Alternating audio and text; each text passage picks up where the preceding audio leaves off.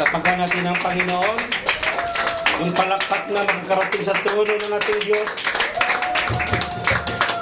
So kung mayroon kayong banal na aklat, tunghayan natin ang pagbasa sa Ebanghelyo San Lucas, Kabanata 14, talata 25 hanggang 33. Luke chapter 14, verse 25 to 33. So ito po yung ating gospel sa ating inang simbang Katolika sa araw ng Linggo. So sabi dito mga kapatid ko sa Panginoon, sumama kay Jesus ang napakaraming tao. Humarap siya sa kanila at kanyang sinabi, hindi maaring maging alagad ko ang sinumang umiibig sa kanyang ama at ina, asawa at mga anak, mga kapatid at maging sa sarili niyang buhay ng higit sa akin. Ang sinumang hindi magpasa ng sariling krus at sumunod sa akin ay hindi maaring maging alagad ko.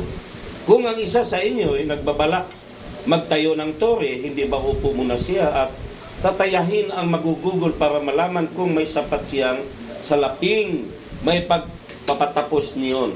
Baka may lagay ang mga pundasyon, ngunit hindi naman maipagtapos, siya ay kukutsain ng lahat ng makakita nito. Sasabihin nila, nagsimulang magtayo ang taong ito pero hindi na ipatapos.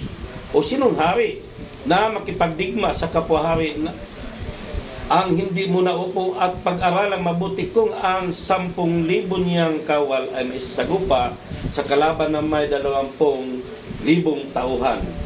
At kung hindi niya kaya, malayo pa ang kalaban ay magsusugo na siya ng mga kinatawan upang makipagkasundo.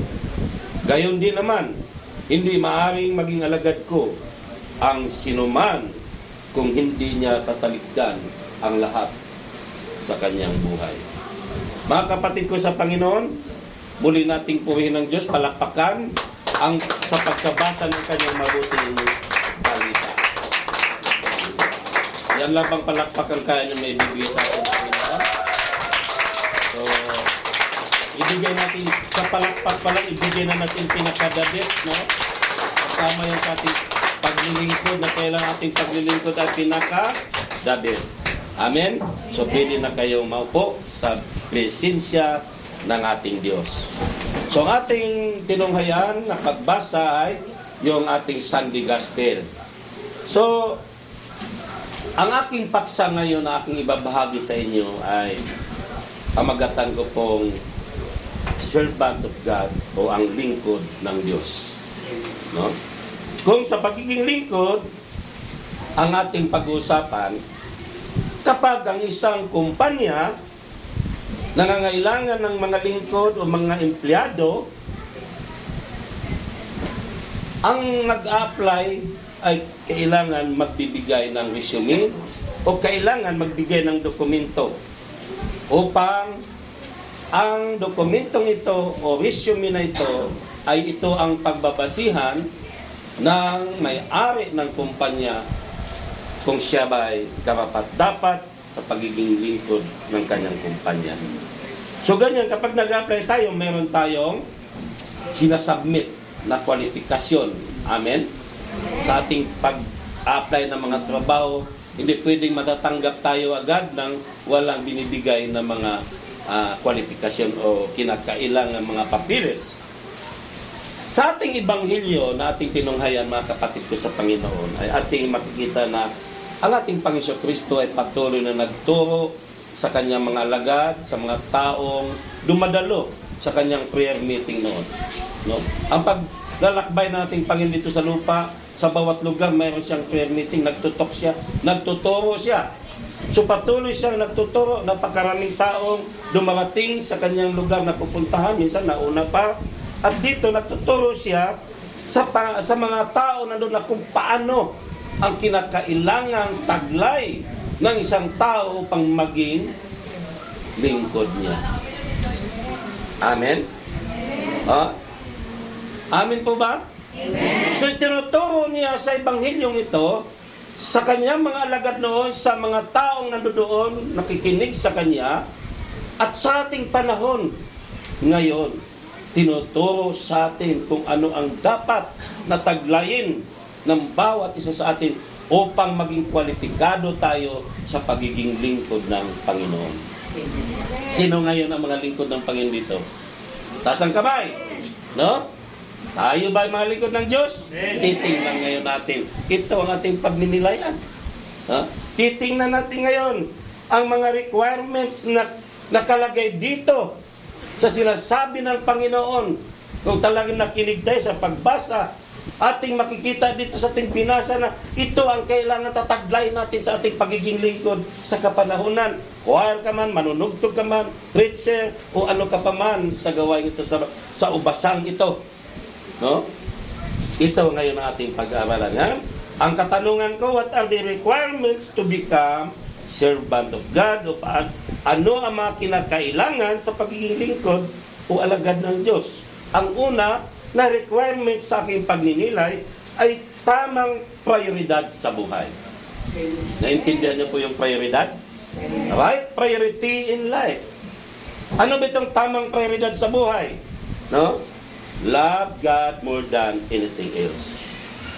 Yan ang tamang prioridad sa buhay ayon sa ating tinunghayang pagbasa. Amen? Ha? Ang ibig sabihin ni Jesus, na sino man sa atin na gustong maglingkod ay dapat mahalin ang Diyos ng higit sa lahat. Amen po ba? Amen. Bakit? Saan ba natin binabasihan ito? Sabi dito sa ating pagbasa, hindi maaaring maging alagad ko. Makinig kayo mabuti ha. Sa talata 24 o 26, hindi maaaring maging alagad ko ang sinumang umiibig sa kanyang ama at ina, asawa at mga anak, mga kapatid at maging sa sarili niyang buhay ng higit sa akin. Ibig sabihin, hindi niya binawal na umibig tayo sa ating kapwa, sa ating mga anak, sino pa man ang iniibig natin dito ng higit sa kanya. Kaya nga, siya ang uunahin natin, pinaka-mahal sa lahat. Kaya nga kami mag-asawa, sabi niya, mag-mission ka na naman. Sasabihin ko, hindi na kita ang number one. Si Lord na ang number one natin sa buhay. Si Lord na ang priority natin sa buhay. Amen po? So, right priority in life. Ibig sabihin, ang Diyos ang unahin natin, ang mamahalin natin ng higit sa lahat. Amen po ba? Ang Diyos ang unahin sa pamagitan ng ating Panginoon Hesus. Ang sabi nga niya, walang makakapupunta sa Ama kundi sa pamamagitan ko. Diba sabi niya yon? I am the way, the truth, and the life. Ako ang daan, ang katotohanan, at ang buhay. So walang makapupunta sa Ama kundi sa pamamagitan niya. Wala nang ibang pangalan sinasabi sa Biblia. Kaya atong mga ginagawa, yung ginagawa natin minsan, kung sino-sino pang ating lalapitan, no? Marami tayong mga devotion na ginagawa. Pero tama, okay lang yan. Karagdagan yan ng ating pananampalataya.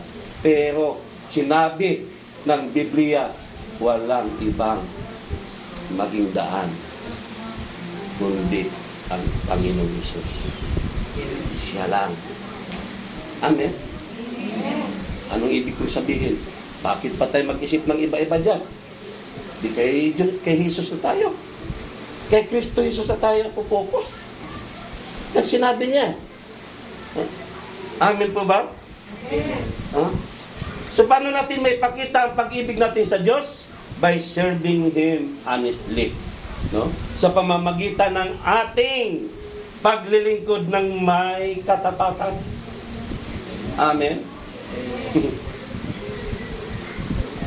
So ito ating makikita sa John 21 o John chapter 21 verse 15 to 17 kung paano natin paglilingkuran ng tapat ang ating Panginoon.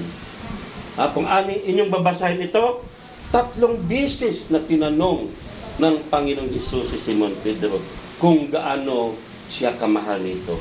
No? 3 beses na tinanong, mahal mo ba ako? Simon, anak ni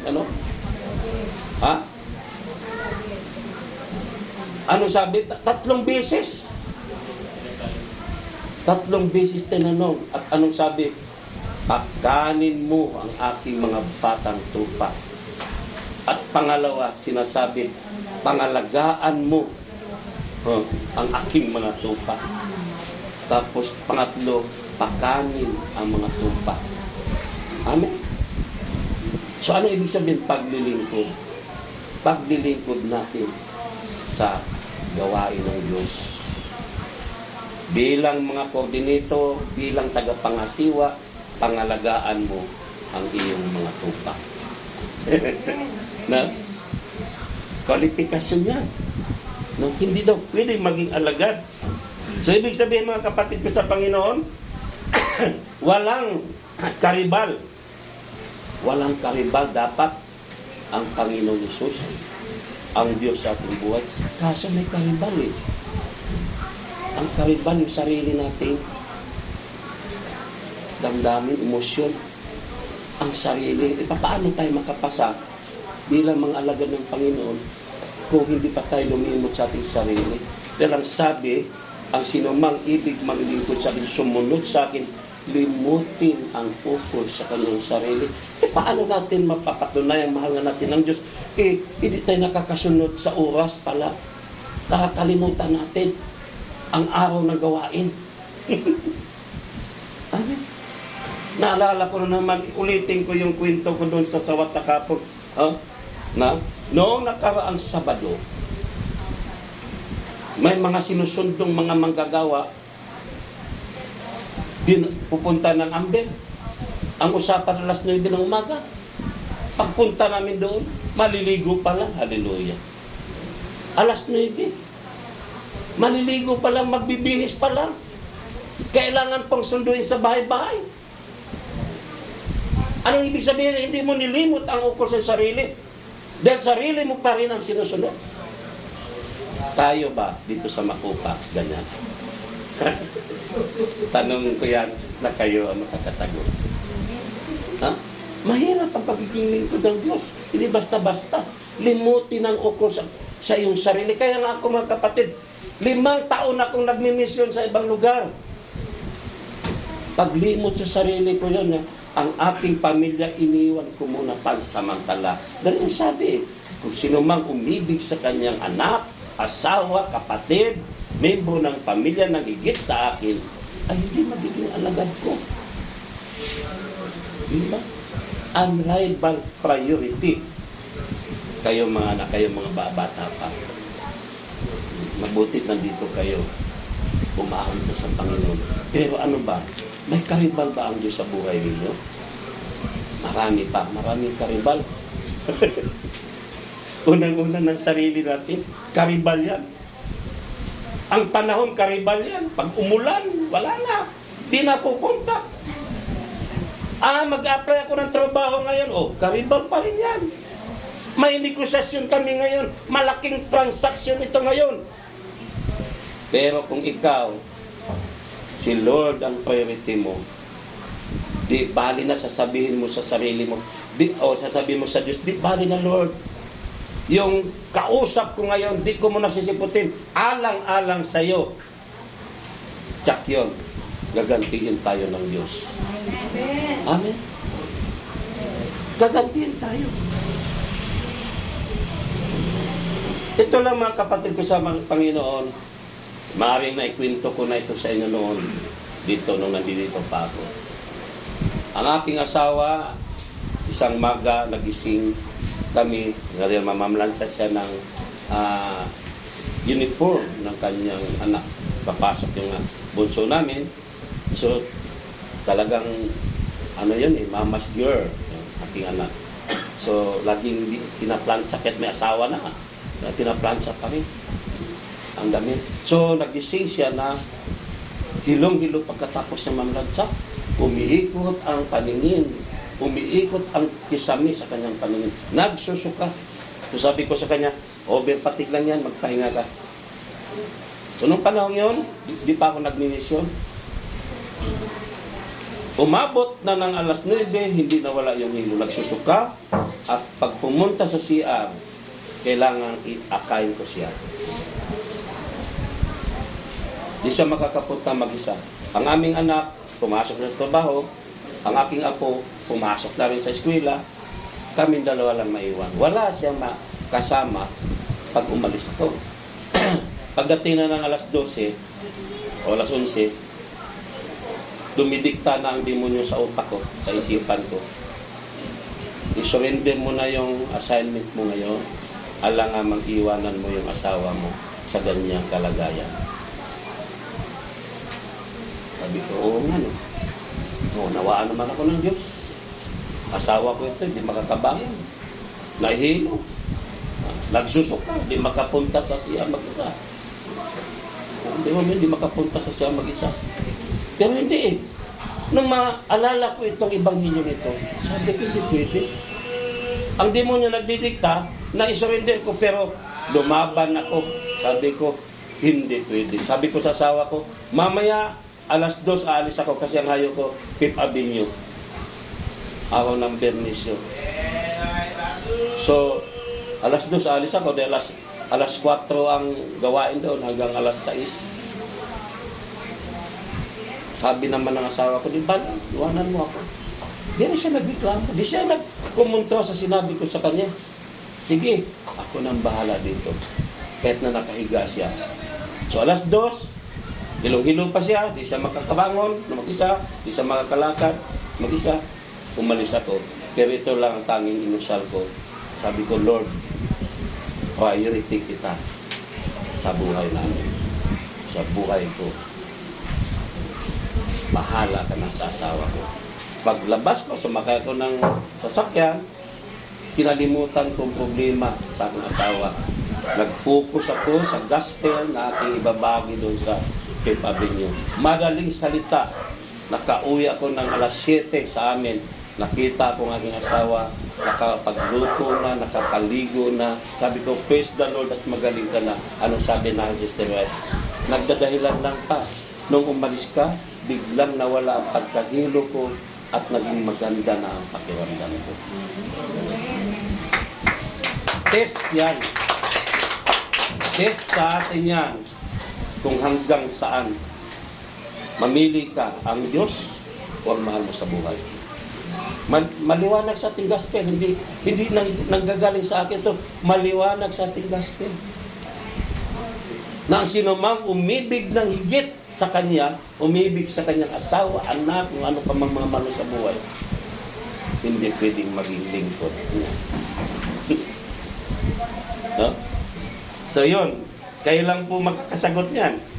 So, kailangan meron tayong tinatawag na tamang priority sa ating buhay. Amin po? At ang pangalawa na kwalifikasyon, a great sacrifice in life. Itong pangalawa, isang matinding sakripisyo sa buhay. Yun, diba? Tulad ng ginawa ko, sinakripisyo ko ang aking asawa, iniwan ko siya sa oras na yun. At sa paglilingkod natin, isang sakripisyo sa buhay, ang gagawin natin sa pag-iwan natin sa ating lumang kinakaugalian, sa luma nating buhay. Amen? Sakripisyo yan, nakasanayan mong mangapit bahay upang pag-usapan ang buhay ng mga buhay. Sanay na sanay ka kapag gising pa lang sa umaga, pupunta ka sa tindahan, magtatanong ka sa kung ano-ano pa man, mga balita. Nakasanay mong gawin, pero dahil gusto mong sumunod sa Panginoon, na bago na, hindi ka na pumupunta sa kapitbahay upang pag-usapan ang may buhay na may buhay. Napakahirap kaya. Iwanan ko yung paglalasing, na dati lasinggo ako, dahil sa Panginoon, gusto kong makasunod sa Kanya. Napakahirap. Sakripisyo yan. Nakasanayan mong uminom gabi-gabi. Nakasanayan mong magsugal. Araw-araw, nagsusugal. Ang sugal ko nung araw, yung sa amin, sa tansa, sakla. Tatawagin ako ng kapitbahay ko, oh, Ed, ka na, dito tayo. Sakla, nakalong table na kami. Maga pa lang.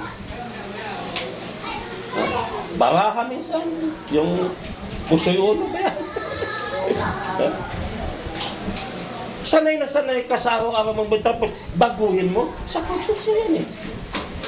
Gusto mo isasacrifice yung paglimot mo o for sa iyong sarili. Nakuha niyo po? Amen. Di ba? Ito, isang halimbawa lang. Sanay na sanay kang magkape sa umaga, tapos bigla mong ihinto. Di ba? Pinagbawaran ka ng doktor, huwag ka muna magkape. Pero hinahanap-hanap mo pa rin. Kasi nakasanayan mong gawin. Hinahanap mo yung sigarilyo na nakasanayan mong gawin. Pero dahil gusto mong makasunod sa Panginoon, sinakripisyo mo yun. Amen po ba? So isang malaking sakripisyo ang iwanan mo ang lumang buhay at sumunod sa kalooban ng Panginoon. At isa ring sakripisyo ang pagharap mo sa mga pagsubok sa buhay. A great sacrifice in facing the challenges. Sakripisyo yan, harapin mo yung mga problema. Sabi nga, hindi maaaring maging alagad ko sa ating pagbasa ang hindi magpasan ng kanyang cross. Ano ba yung cross? Ang asawa mo ba? Ang anak mo bang pasawa? Sa totoo lang, maraming sinasabi mga kapahayagan tungkol dito sa cross, sariling cross. Yung pagpasan yun, ito yung mga challenges para sa akin. Mga challenges natin sa buhay. Sa araw-araw, yung mga hamon sa buhay. Amen? Amen. Pasan sa cross yan. Yung ating paglilingkod, yung pagpapagal. Amen? Amen. Yung gusto mong matulog, pero dahil sa Panginoon, di ka na matutulog. Pupunta ka na, kagawain. Gusto mong manood ng telebisyon, sinakripisyo mo ang sarili mo. Sinakripisyo mo yung kagustuhan ng kalooban mo. Amen? Pero mga kapatid ko sa Panginoon, huwag kayong mag-alala. Ano man ang pagpapagal na ginagawa niyo sa Panginoon, gagantiin ng Diyos ang lahat. Amen? Huwag tayong mag-alala sa anumang mga pagpapagal na ginagawa natin para sa gawain ng Panginoon o para sa Diyos, dahil gagantihin niya tayo. Ang kinin mo na nasa paglilingkod mo sa Panginoon ay pagpapalain ka rin ng Panginoong Diyos na higit sa iyong inaasahan. Amen. Amen. Ang pangatlo na kwalifikasyon na great faith in life, isang matinding pananalig. Ibig sabihin, kapag matinding pananalig, handa kang maglingkod anumang sitwasyon ng buhay. Matibay ang iyong pananalig, pananampalataya. Anumang sitwasyon na dumarating sa iyo na hindi mo inasahan, hindi ka apektado. Anumang mga balita na naririnig mo, hindi ka affected. Sino dito sa inyo na nung dumating ang COVID, apektado sa buhay? Marami. Apektado, natatakot lumabas.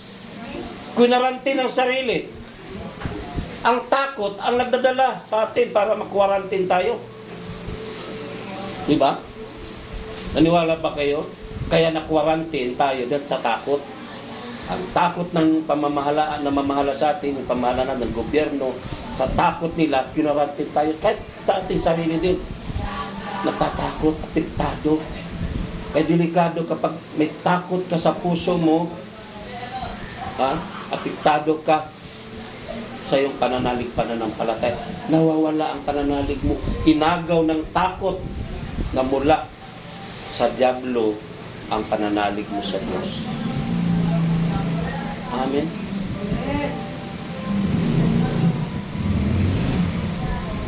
Noong panahong may pandemya, hindi ako natatakot. Sabi ko, wala. Ordinaryo ano lang yan.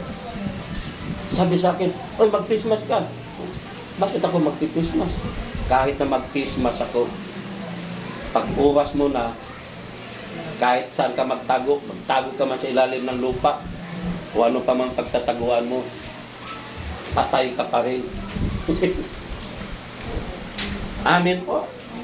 So, ang pananalig ko, sa kabila ng lahat ng mga pagsubok na dumarating, na di ka matitinag. Dapat ang pananalig natin, hindi natitinag. Di tayo matatakot. Dahil ulitin ko, ang takot ang umaagaw ng ating pananalig pananampalataya. Tingnan niyo yung mga alagad. Noong araw pa may quarantine eh. Ha? Paano sila nag-quarantine? Sarili nila. Ha? Sinarado nila ang pintuan, ang bintana. Walang nakakapasok man lang na sinag ng araw. Nung mamatay ang Panginoon Hesus, natandaan niyo yung unang araw na muli niyang pagkabuhay, nagkakatipon ang mga alagad sa isang kwarto, sa isang silid na saradong-sarado. Bakit sila nandoon? Dahil sa takot. Nawala ang kanilang pananalig, pangangamba, walang kapayapaan. Kaya nga, dumating si Jesus, ay sabi unang-unang sinabi ng Panginoon, sumain niyo ang kapayapaan. Dahil alam ng Panginoon ang sitwasyon ng kanyang mga alagad na nabalutan na ang kanilang pananalig, napalitan na ng takot at walang kapayapaan. Puro kabalisahan na ang nag-ari sa kanilang buhay. Amen?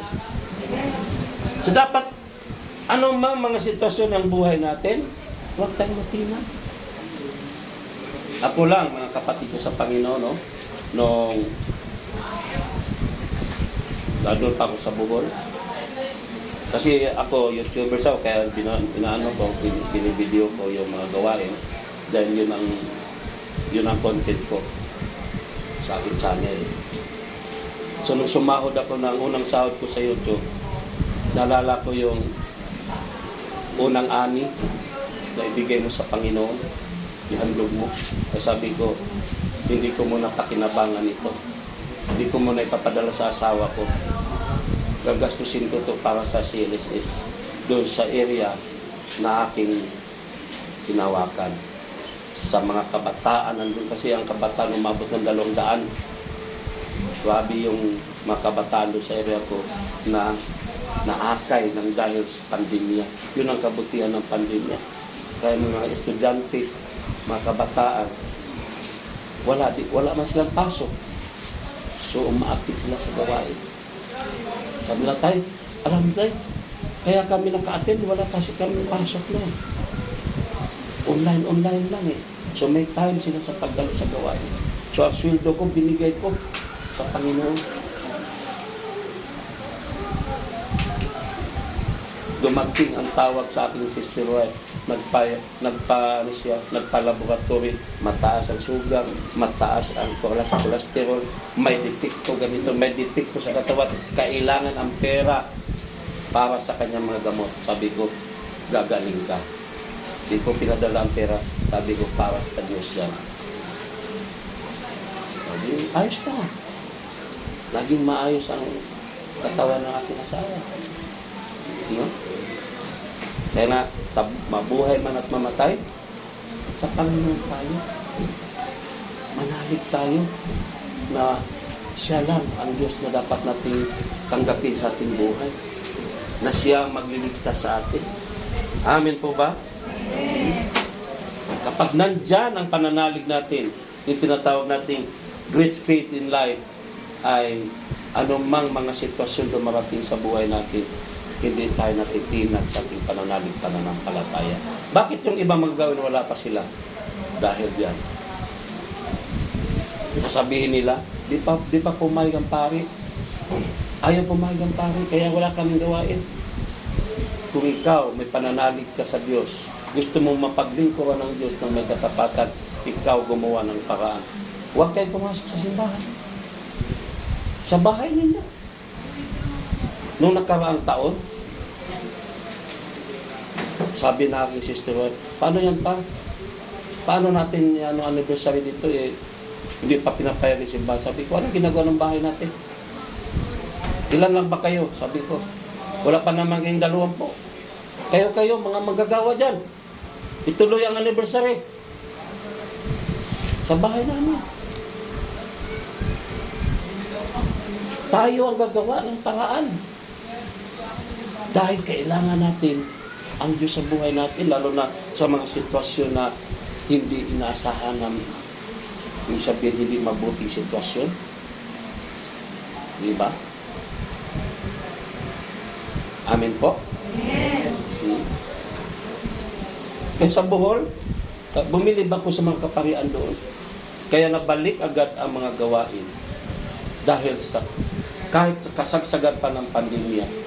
Yung unang taon talagang walang gawain yan, isang taon.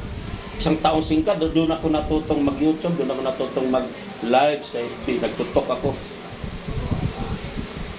Pagkatapos ng isang taon, nilakad namin. Ang sabi ng mga kaparian na sumusuporta sa ating gawain, mas maganda yan dahil kailangan natin ang Diyos sa ganitong panahon. Mas kailangan natin ang mga nanalangin. So nabalik ang mga gawain. Sabi mo na social distancing, pagdating sa anniversary ng ang gawain, ha? Tapok, nagkasama-sama, siksikan pa rin. Yung mayor naman, ano talaga ng Diyos, napakabuti ng Diyos. Yung mayor doon na sumusuporta sa mga gawain ng Diyos. Di nila sinaway ang mga tao na dikit-dikit na. Ganyan ang kagandahan sa lugar ng Bohol. Kaya nabalik agad ang mga gawain doon. Sa ibang lugar, wala pa. Bakit ba wala pa? Dahil hindi rin sila nagsusumika. Wala silang ginawang extra effort para mabalik ang gawain ng Panginoon. Buti nga kayo dito, naibalik nyo na ang gawain. Amen po. Huwag natin gawing dahilan yung mga sitwasyon na yan para mawala tayo sa Panginoon. Diba? Panghawakan natin ang ating pananampalataya. Amen? Ang pang-apat, mga kapatid ko sa Panginoon, na kwalifikasyon, a fully surrender in life. No? Isuko ang lahat sa buhay. Give up everything we have to the Lord Jesus. Ano ang meron tayo? Sa sarili mo, ano man yung mga biyaya na yan, partihan natin ng Panginoon. Ano mang karamdaman yan, ibigay mo sa Diyos lahat. Paubaya mo yan. Yung karamdaman na naramdaman mo, ipaubaya mo sa Diyos yan. Ipaubaya natin sa Panginoon yan. Amen. Isuko ang lahat sa buhay. Sabi dito sa Luke 5:11, nang may tabi na nila ang kanilang mga bangka, iniwan nila ang lahat at sumunod kay Jesus. Sino itong dito sa Luke 5:11? Ito yung mga unang lingkod na tinawag ng Panginoon, yung mga mangingisda. Amen? Amen. So dapat, huwag natin palagpasin ang pagkakataon binigay sa atin ng Panginoon. Isang pagkakataon ito sa buhay natin na tinuturuan tayo kung paano tayo maging alagad niya. Ito ang dapat nating paglayin. Yung pagkakataon, huwag nating palagpasin. Huwag nating palagpasin ang makinig ng salita ng Diyos. Amen? Huwag nating palagpasin na tayo maging alagad niya. Maraming tao pinapalagpas ang mga pagkakataon na marating sa kanyang buhay.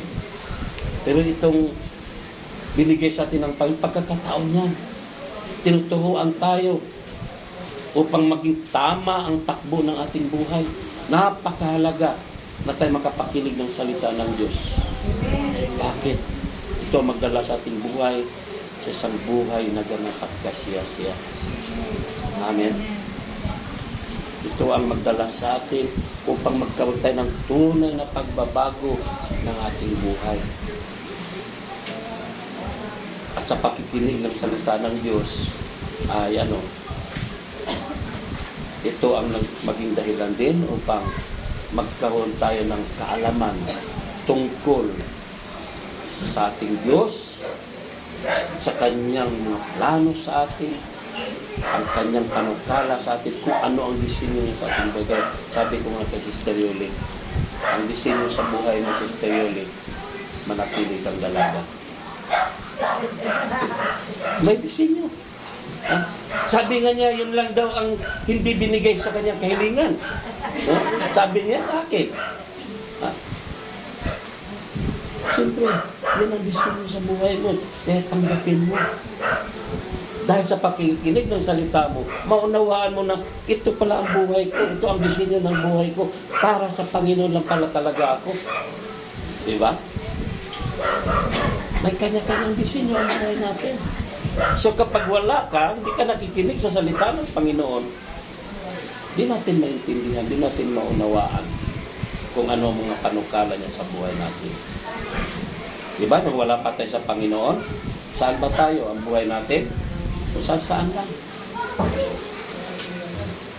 Amen? Kaya kayong mga youth nandito o mga kabataan, huwag nyo nang hayaan makawalay kayo sa Panginoon. Makapag-asawa man kayo, makapagtrabaho man kayo, dapat manatili kayong naglilingkod sa Diyos. Sa amin, bilib ako eh. Sa isang kuwan namin, kilala niyo si Aliyah, na subaybayan ko yung buhay niya eh. Dalaga pa lang siya, katulad ng mga ito, naglilingkod sa Panginoon. Nag-aaral, nagsisikap, pero hindi tumatanggap ng, labupiring. Hindi tumatanggap ng labupiring yung mag-awit sa Panginoon. Nung makapag-asawa na, hindi nagbabago. Naging teacher, may trabaho, hindi nagbago, aktibo pa rin sa gawain ng Panginoon. At pinagpala. Amen? Ang iba kasi, may trabaho na ako eh. Bakit wala ka na sa Panginoon? Di ka na umaawit. May trabaho na kasi kung kan. Sabi nga ni Brother Mike, kapag may dahilan, marami kang dahilan. Kung ayaw pala, di ka gagawa ng paraan. Pero kung gusto mo, may paraan. Ikaw gagawa ng paraan. Pero pag ayaw, marami tayong dahilan. Amen? So, pag ganun ba tayo, ay natawag ba natin tapat tayo sa ating Panginoon? Masasabi ba natin, iniibig natin siya na higit sa lahat? Na, mahal naman natin talaga ang Diyos na higit sa lahat? Kayo na rin po ang maglulay na. Hindi ako pwedeng maghusga sa inyo. Amen? Tayo ang nakakasagot niyan. At ito ang dapat nating pagsikapan na maganap sa ating buhay. Amen. Na makasunod tayo sa kwalifikasyon na sinasabi niya. Mahirap gawin, subalit walang imposible kung kasama natin ang Diyos sa araw-araw at buhay. Amen po ba? Tumayo na tayo mga kapatid ko sa Panginoon.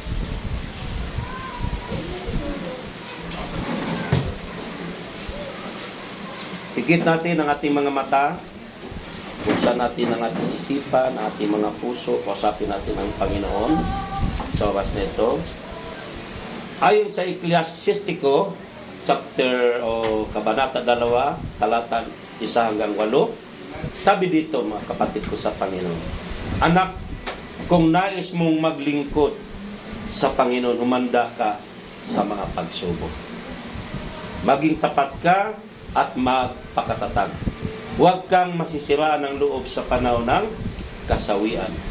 Manalig ka sa Panginoon at huwag kang lalayo sa Kanya upang ikaw ay pararangalan sa katapusan ng iyong buhay. Tanggapin ang anong ipagkaloob niya sa iyo. Tisin mo ang kabiguan kahit ano ang mangyari. Kung ang ginto ay dinadalisay sa apoy, ang banal ay sinusubok ng Panginoon sa apoy ng paghamak. Magtiwala ka at tutulungan ka niya. Mamuhay ka sa katuwiran at umasa sa Kanya. Kayong may paggalang sa Panginoon, maghintay kayo ng Kanyang habag. Huwag kayong lalayo sa Kanya nang hindi kayo mapahamak. Kayong may paggalang sa Panginoon, magtiwala kayo sa Kanya at siguradong tatanggap kayo ng gantimpala. So mga kapatid ko sa Panginoon, patuloy tayo maglingkod sa ating Diyos, sa ating Panginoon, sa basang ito ng ating Panginoon Diyos, at patuloy tayong tumugon sa panawagan niya sa atin. Amen po. Be a man of value. Gawin ang mga requirements na kinakailangan sa pagiging lingkod niya sa atin. Sabihin natin ngayon sa oras na ito, Lord, here I am to answer your call.